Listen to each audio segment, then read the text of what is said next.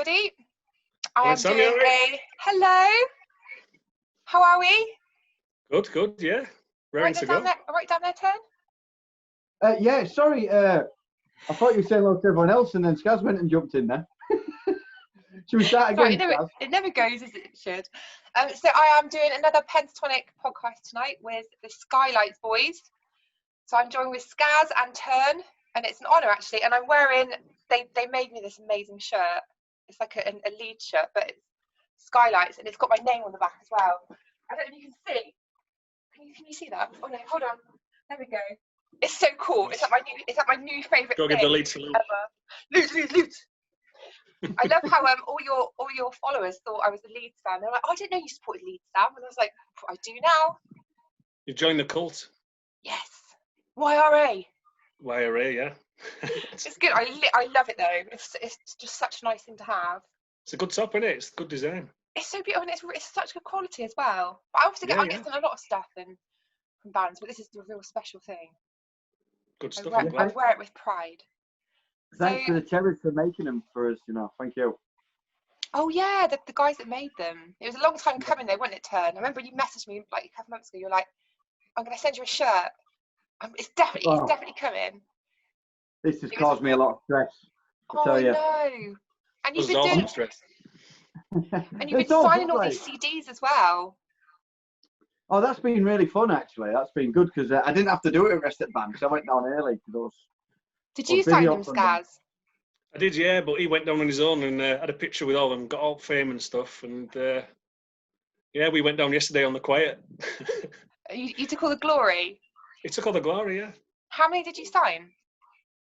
Quite a few, about 400 odd, 50 posters, a couple of T-shirts, so it was interesting. A bit surreal, really, but it was good. I bet. And yeah. did you sold out? Did you sell them all? Turn, how are we doing? We're not far off, are we? We're selling. We've sold out of signed ones, and we're selling non-signed ones now. So it's going really well. But as far as I'm aware, I'm not 100% sure, but I think it's going really well. So thanks everyone who's bought one. It was a sign on the door. I didn't think I'd be signing CDs, so it's turnaround, massive turnaround. And isn't Friday the official release of Enemies? Yeah. Yes. Is it 12? Yeah, I don't even know what day it is anymore. I've lost the plot. I know it better than you.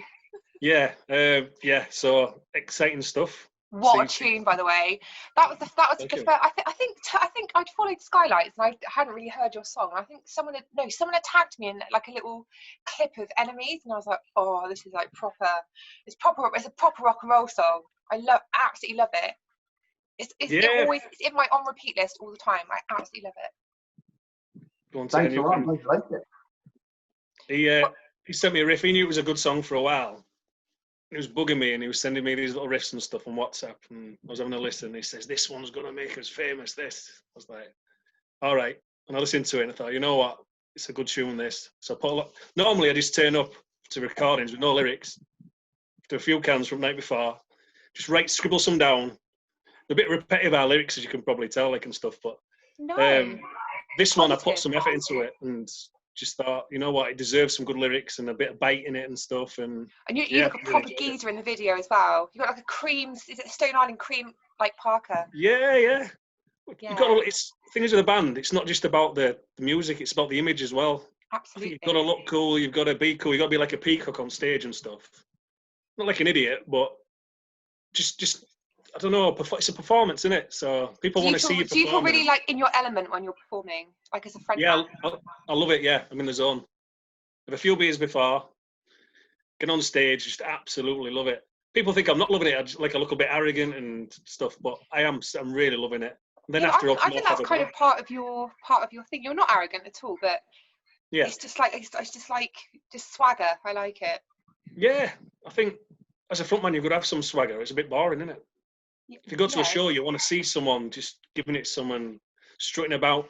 You want a bit of Liam Gallagher, but you need your own personality and stuff. And I try and incorporate. I used to like the Charlatans and Guns N' Roses and even like a bit of Freddie Mercury, a bit of a showmanship when you're on stage and stuff. And just come off and have a beer. I have a beer with people after, and they're like, "Oh, I didn't think you'd be like this." I thought you were right, cocky twat. Would you want me to do headbutt you and spit on you and stuff? Or, you know, it's just, yeah. Oh, that's good. So how long have you actually been a band? Like, when did you actually form a band? Turn. Do you want me to take this one, Skaz? Go on then, yeah. Yeah, Give him a turn. Go on, turn. Sorry. Oh dear. Well, I'm glad I'm not the one with worse jokes today. So we started in 2008 when Rob's brother Johnny come round to see us because we're only kids, and he won't admit it, but he'd just been sacked from a band. He denies it, but he had been, and I won't play with anyone at the minute either. And so I started playing guitar and he started playing bass, and we just messed about with a couple of songs. And then we got our mate Revo on the drums, and then we needed a singer. I mean, I've told this story a few times, so I won't go into too much detail, but we literally couldn't find a singer anywhere. And Rob, I knew that he'd sung a little bit at school because he did a battle at bands and he finished joint second or something like that. That's great. Well, Signed CD. He got a John Squire signed CD that I sold bought it for a bottle of cider. That's a great story. Yeah, true story too.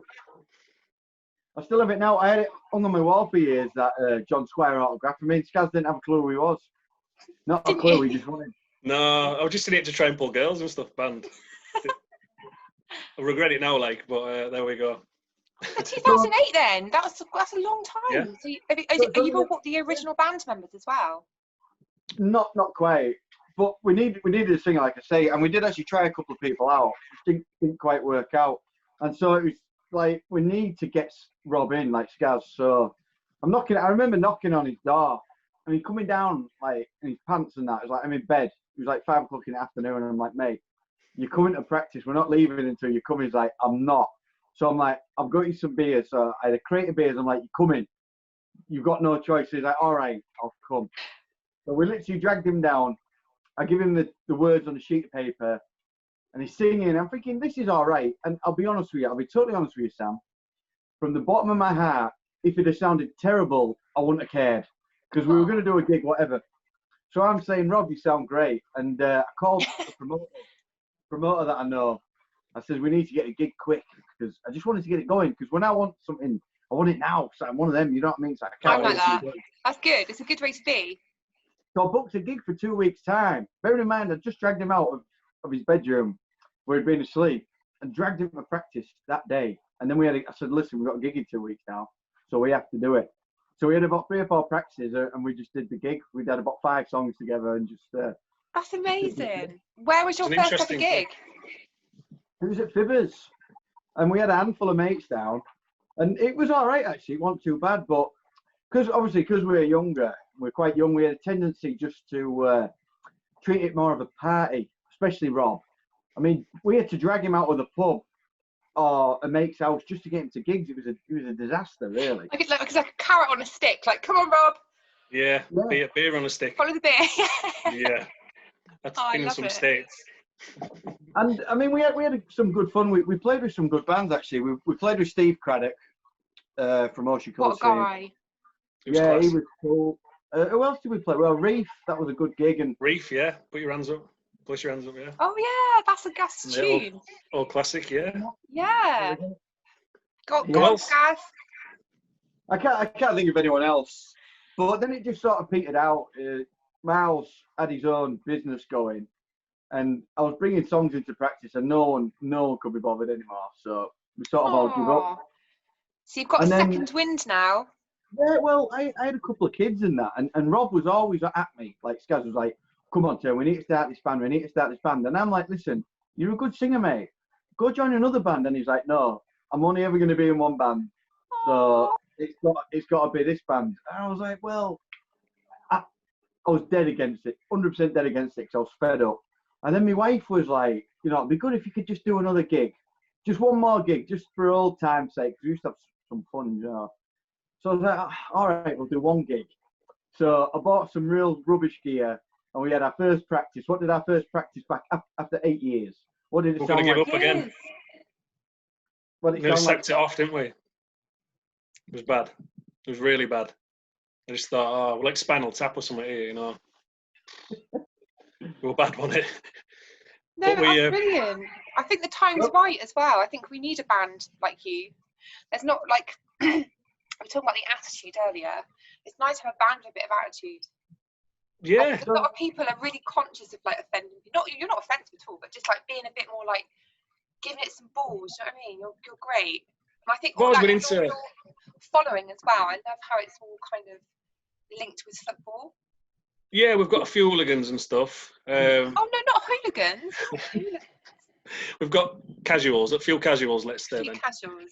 Yeah, we've got some like the younger generation, the Britpop fans, all kinds of different people, which is pretty amazing. Because usually a band applied to a specific genre or people, followers and stuff. But sport we've had and messaging and stuff, it's unreal. Just from all different age groups and even young kids and stuff.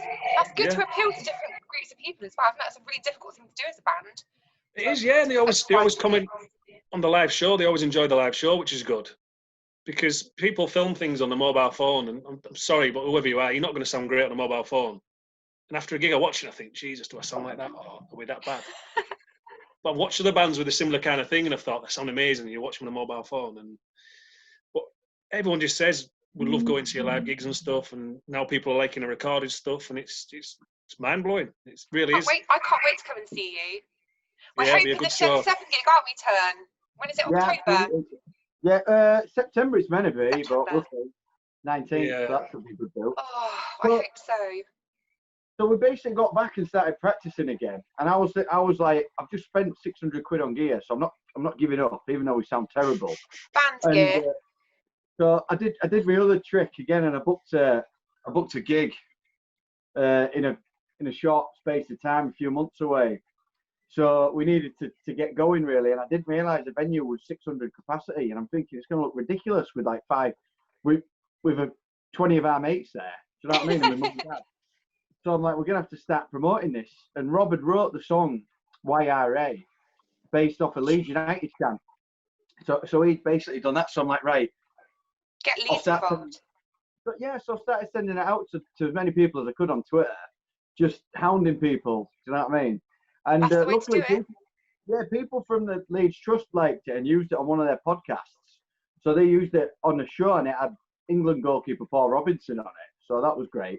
And then the club used it, and we just thanks for that. So it's sort of just kind of rolling, and then all of a sudden we started getting loads of people to the shows, and it was just down to that really. There was never a plan. There was never a plan to do more than one gig. It just sort of happened like that. I wrote that song in like 2010, thinking it'd have the same kind of effect then, and it just went under the radar because we weren't very like savvy with social media and stuff. And social media is a really powerful tool nowadays, isn't it? That's what's turned our fortunes around. Social media, definitely. Yeah. I mean, Turnbull's a promotion machine in himself, like, but he is. Well, he is. No, he's really on it. Like I remember you messaged me before Enemies first came out on Spotify, but that got a really good reception, didn't it? But you're great on Twitter. I love it, and you're one of my favourite bands now. Oh, top class. I'm just very appreciative. You know what I mean? Because when we create something, I don't really judge it. I just let other people judge it. I don't think, oh, this is going to be great or whatever. I just like to think that other people just see what they think, really. And we had such a good reaction with all the songs. So what's next? Have you got plans for like an album? Sorry, Skaz, you can finish your... No, you're right. Just saying, normally we're pretty laid back, but we did have belief in Enemies. We just thought this is pretty special and... Such a banger. Love playing it. It just, yeah. Oh, so and the lyrics as well. Yeah, cheers. Yeah, put some time into that. It. Like, wanted a bit of bite. Feel-good song. Yeah. Stick fingers up at the doubters. That's what it's about. Yeah, but it is. It's really like uplifting as well as being like a massive banger as well. Like the lyrics are really uplifting. We did it a little bit differently this one because normally I kind of write the music and then send it to Rob, and then we go to practice and then we just rush it. Whereas this time I was like, Rob, we have to work on this one. So he was like coming round and we spent a lot more time on it. Do you know what I mean? We actually, yeah, rather than just rushing it like we normally do with our songs. So we spent a bit more time, and I think it worked out really well. I mean, you got plans for like an album or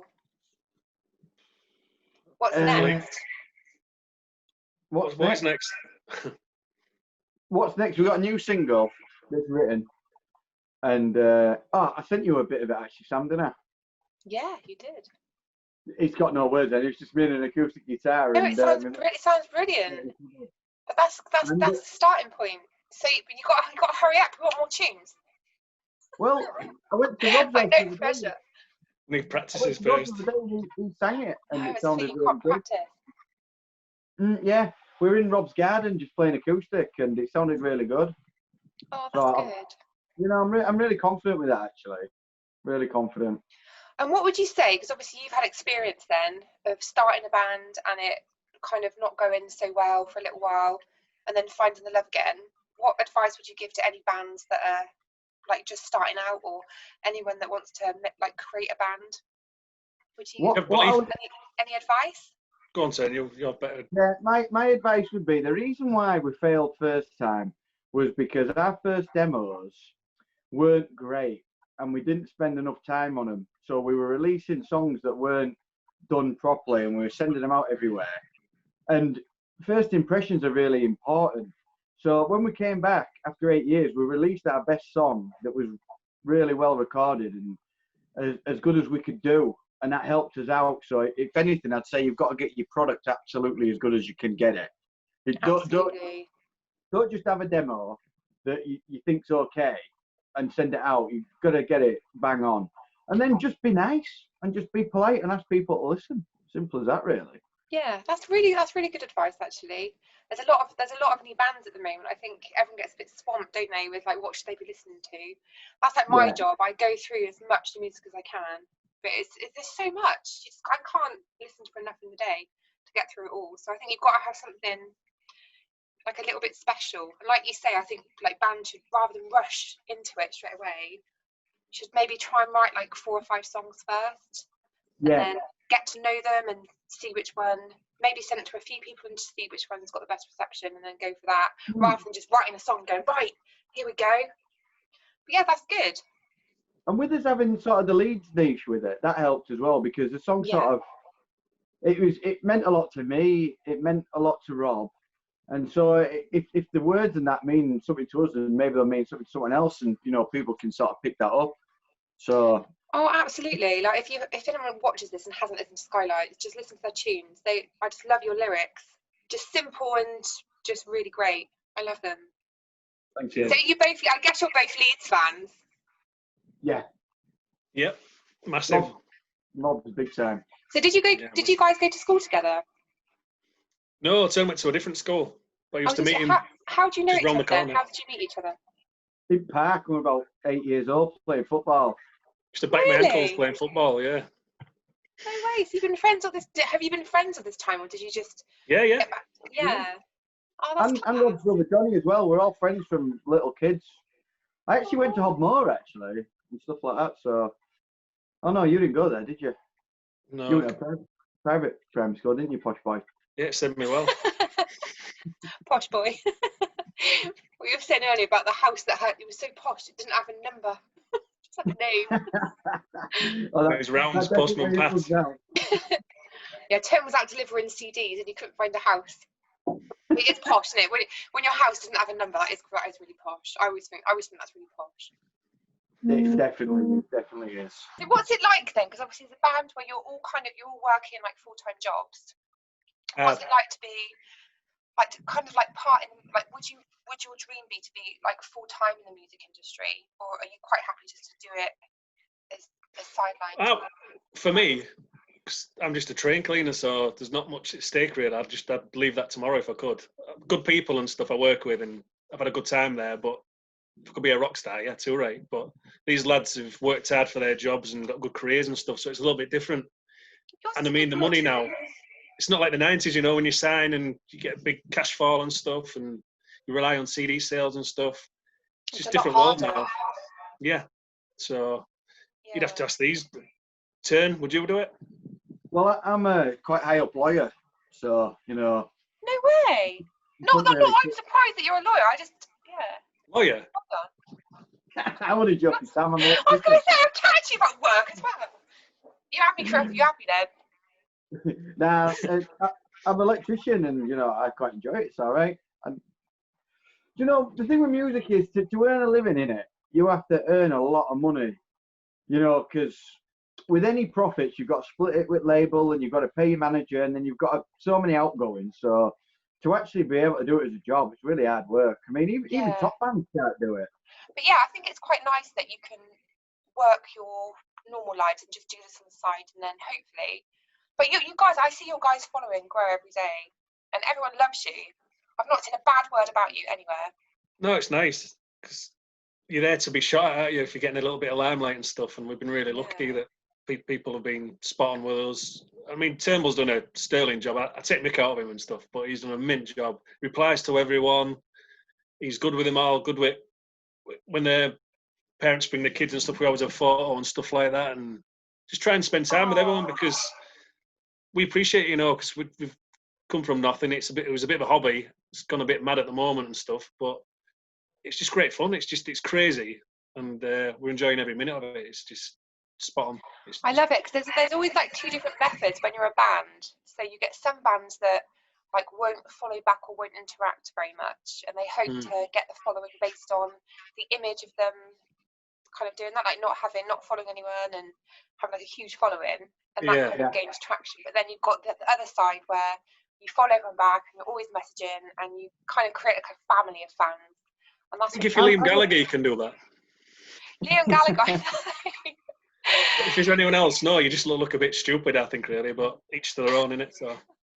I always try and follow as many people back as I can, but sometimes I'm like, I can't. I think I follow like 11,500 people. So when I look at my timeline, it's just crazy. Yeah. But I do try. And there's no egos in this band. I'm a people person, Sam, and I love chatting to people and meeting new people. And, you know, if people enjoy what we do, it means a lot to me. So if they've got time for us, I've got time for them. That's sort of how I look at it. Do you know what I mean? Definitely. And we've had loads of lovely chats, me and Turn, as well. Just about random stuff. Yeah, He's a good lad. You're all good lads. We're all right. Miles and Johnny are the quiet ones. Are they? Oh, yeah, so I don't know them. Yeah. They're great ones. I look forward to meeting you all. Great lads. They don't like the limelight either. They're just happy to play away and stuff. Brilliant drummer, great bass player, good lads. Miles, after a gig, he has his monster and off he goes, takes the gear and stuff. Really? Unsung hero, yeah. Oh. Yeah. He's only ever been drunk like once. Drummer. How old is he? Is he your age? No, he's a bit older. I won't tell you how old he is, like, but he just doesn't really. He has one beer and that's it. Like, we're all levered, and like saying, "Miles, you're a great lad. You're a mint lad," and he's like, "Oh yeah, cheers." Do you know what I mean? I wish I had such resolve to have just had one beer. That's it. Still was broken. Oh, he's a legend. Looks after us and stuff. He drives as well. He drives at the airport. Oh, it's a good mix. Two lunatics and two. Well, Johnny's a lunatic when he's out, isn't he? After. Yeah, Johnny's my brother. Oh, is it your brother? Yeah. He's that's cool. He's a party animal, Johnny. Is he? Yeah. It's quiet but deadly. Yeah. Right. Okay. So this game that we play. So I'll start off with a band and a Twitter account, and I'll say the number of followers, and then I'll say the next band. It's like Price is Right, higher or lower. So on Twitter, Reverend to the Makers have 81.7 thousand followers. Do the Coral have higher or lower? Lower. Yeah, I'll say lower. So the Coral have 35.6. Jamie T, does he have higher or lower than the Coral? Higher. Yeah. Where's Jamie T gone? That's what I want to know. The young kids love him, don't they? I love Jamie T. Yeah. Did you both say lower or higher? I'll just go with whatever Scaz says. I think Scaz said higher. Scaz is right. It's higher. Oh, Jamie T has 61.3. So higher or lower than Jamie T? The Cortinas. Higher. Jamie T higher or lower? The Cortinas higher. Yeah. Cortinas have 102.3 thousand followers. It's close then. Yeah. No, it's not. The next one might be difficult. Right. So higher or lower than the Cortinas? Miles Kane. Oh, jeez. Personally, I'd say lower. He's got his Fred Perry and stuff as well, so I don't know. I'll say higher. I met him in Leeds, Sam. I love Miles. Did you? Oh, it was class gig. He is brilliant live. He's He's unreal. so good. I saw him in Bristol last October. That's the last time I saw him. I love Miles Kane. Hence my Twitter profile picture. We were slumped in a chair and I just thought, wow, he is good. And he's got a great band as well. He has, yeah. So I'll say hi. You're right. You are right. So Miles Kane has 189.4 thousand followers. So higher or lower, this is one of my favourite bands ever, by the way. Used to be. Higher or lower than Miles Kane, the Maccabees. Do you remember them? Yeah.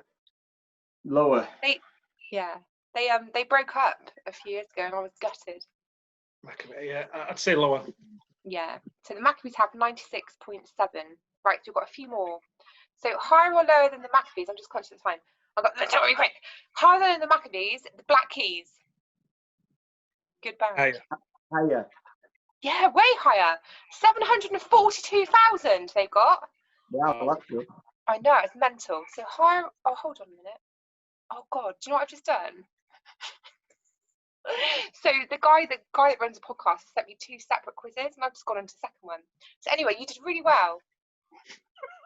I was only supposed to. I did think twice. I was like, Christ, there's a lot of bands on this list this time, and then I realised that it's 2 separate ones. So that's fine. We'll do another one for the next. We've got City Lights on Wednesday, so I'll switch it up. Right then, guys. Oh, I've loved this. It's been so nice to have you on, and I appreciate. Yeah, thank you. Thanks for everything. And I'll be all over the Enemies on Friday. But even though it's weird that you're releasing it on Friday, because I've been listening to it for so long. Yeah, I know, it's been out a while. Really. Big thank you to 42 Records as well. Oh God, because you got signed with them, didn't you? Taking a punt on us and stuff. They've been brilliant. So massive thank you. They're really good. The bands that they support as well. They've got a huge. Really good bands, yeah. So it's a privilege to be involved with it and stuff, and in the Mad Manchester scene as well. So looking forward to going to the nightclub. So how did that all happen? How did that all come about with you getting signed to them? Did they just message you, or did you ask them? I don't know how it works. Turn, you know, don't you? Yeah, I know. It was funny actually because I was chatting. Well, Sam, you know already. I talked to you all about this. So I got contacted from a record label. I watched who it was, and I had a couple of video calls with him. And I wasn't too sure because it was a lot to take in really, and it was a big commitment. And I thought I'd look for somewhere a bit closer to home. So I thought if they want to sign us, then I'm sure someone else will. And I messaged a few, but 42's got back to us pretty quick. And then I had a chat with Phil on phone, and he was just so honest and open about what they were going to do. I was like, right, sounds good to me. When do we get started? It was just perfect fit for us. And perfect timing as well. But that's also the thing, like when you're talking about bands not going full guns blazing with the first song they write, also when they're trying to get a record deal, I think if a band is approached by a record company, I think it's probably best just to wait and maybe just see if anything else comes in, because you could end up signing to the wrong record company and the wrong record deal, and like selling yourself short as well. Yeah, we had about 3 labels at one point, I think 3 or 4. Yeah. And it was hard to get time to do it and stuff, and then this coronavirus came along and stuff and made it a bit more difficult.